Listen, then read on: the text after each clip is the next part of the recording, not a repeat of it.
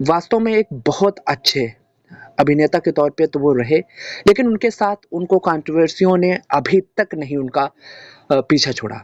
तो इसी बारे में जो चर्चा है वो है उनके साथ जुड़ी हुई अभिनेत्री रेखा के बारे में। रेखा जी अभी भी क्यों लगाती हैं अमिताभ बच्चन के नाम का सिंदूर? इस पे वरिष्ठ लेखक और फिल्म इतिहासकार अनीफ जावरी के अनुसार रेखा आज भी अमिताभ बच्चन से प्यार करती हैं। कई बार दिग्गज अभिनेत्री पब्लिक प्लेस पर ऐसा हिट दे चुकी हैं। रेखा ने बिग बी को छोड़कर उद्योगपति मुकेश अग्रवाल से शादी करने का फैसला जया बच्चन के उस कमेंट के बाद लिया था जब उन्होंने रेखा को घर बुलाकर कहा था कि वे अमिताभ को कभी भी नहीं छोड़ेंगी। हनीफ जावरी के मुताबिक जब वह खुद कहती हैं कि वह अब भी बच्चन से प्यार करती हैं तो वह सच है, क्योंकि रेखा ने कभी हद तक उनसे दूर रहने की उन्होंने उद्योगपति मुकेश से शादी की भी की थी। शादी नहीं चल पाई, उन्होंने आत्महत्या कर ली। वह एक अलग कहानी है, लेकिन रेखा ने फैसला कर लिया था कि वह अमिताभ बच्चन से शादी नहीं करेंगी और अमिताभ बच्चन ने भी यह फैसला ले लिया था कि उनकी उम्र में शादी का सवाल नहीं उठता रहेगा। लेकिन फिर भी जो भी देखता है, महसूस करता है, उनसे मेरा मानना है कि एक दूसरे के प्रति सॉफ्ट कॉर्नर है और वो शायद यही प्यार है।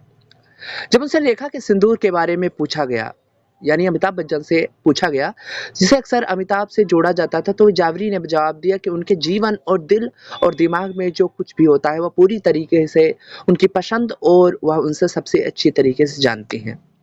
जावरी ने यह भी कहा कि हालांकि जब कोई लोग ऐसी चीज को नोटिस करते हैं तो वे उनके बारे में कहानियां तो बनाते ही हैं। हनीफ ने ये भी कहा कि लेकिन मैं कहूँगा कि वह अब उसे लेकर इतनी सीरियस नहीं है। एक सॉफ्टनेस है। अगर अमिताभ बच्चन के साथ कुछ गलत होता है तो उन्हें लगता है कि ऐसा नहीं होना चाहिए। इसी तरीके से अगर रेखा के साथ कुछ अलग होता है तो अमिताभ बच्चन को भी लगता है कि उनके साथ ऐसा नहीं होना चाहिए। यह एक लगाव हो सकता है, लेकिन प्यार के लिए अभी कोई कंफर्म करना नहीं हो सकता। उन्होंने आगे कहा कि जया बच्चन का सीरियस नेचर और पब्लिकली अपने गुस्से को दिखाना लेखा से जुड़ा हुआ है। वह अपनी पावर का दावा करना और दूसरों को पर अपना प्रभुत्व प्रदर्शित करना चाहती हैं। ये इससे जुड़ा हो सकता है। तो इस तरीके से इनके बारे में चर्चाएं तो चलती रहीं। आगे भी कहानियां बहुत सारी हैं।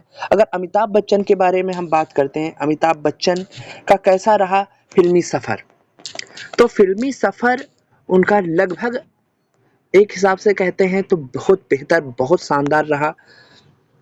लेकिन बीच में जब उनको तकलीफ़ें का सामना हुआ, जब उनकी एक कंपनी डूब जाने की वजह से ऐसा हुआ, जिस कंपनी को वो खुद से चलाना चाहते थे और आगे चलकर उससे रिलेटेड काम करना चाहते थे, वो सक्सेस नहीं हो पाई।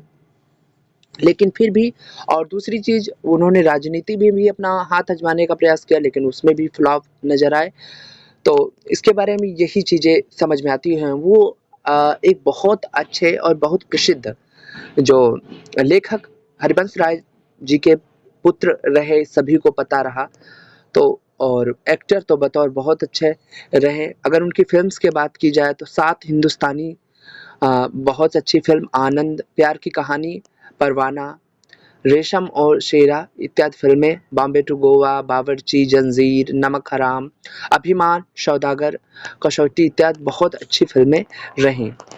और इसके साथ ही अगर कुछ उनके अगले सफ़र पे बात किया जाए कि किस तरीके से उन्होंने अपना सफ़र तय किया, तो उनका जो सफ़र है वो भी बहुत एक हिसाब से कह सकते हैं कि फ़िल्मी सफ़र ही बोल सकते हैं, जहाँ पे लेखक पिता होने के बावजूद उनसे हट करके उन्होंने फ़िल्मी दुनिया में कदम रखा और बहुत सक्सेस रहे। आदित्य चोपड़ा की मोहब्बतें में एक बहुप्रशंसित उन्होंने भूमिका भी निभाई, जिन्हें एक हिसाब से कह सकते हैं जब निभाई जब उनके पास कुछ भी नहीं बचा था। कंपनी डूबने के बाद में एबीसी एक कंपनी थी उनकी, तो एबीसीएल के टूटने के बाद में उन्होंने यश चोपड़ा से बात की और उसमें उनको एक शानदार रोल मिला और उसके बाद मोहब्बतें के बाद में फिर उनकी एक हिसाब से सिनेमा में एंट्री मानी जाती है। तो ये तो कुछ रही, अभी भी उनका जो फ़िल्मों के प्रति काम है लगातार जारी है। और गाँव ज़िंदगी रिव्यू का हस्तियाँ सीरीज़ से हम यही भगवान से, ईश्वर से कामना करना चाहेंगे कि वो बहुत आगे तक जाएँ, उनको भगवान लंबी उम्र प्रदान करे। और आप क्या सोचते हैं, आपके क्या विचार हैं? हमें ज़रूर बताइए। देखते रहिए गाँव ज़िंदगी रिव्यू का कार्यक्रम हस्तियाँ। धन्यवाद।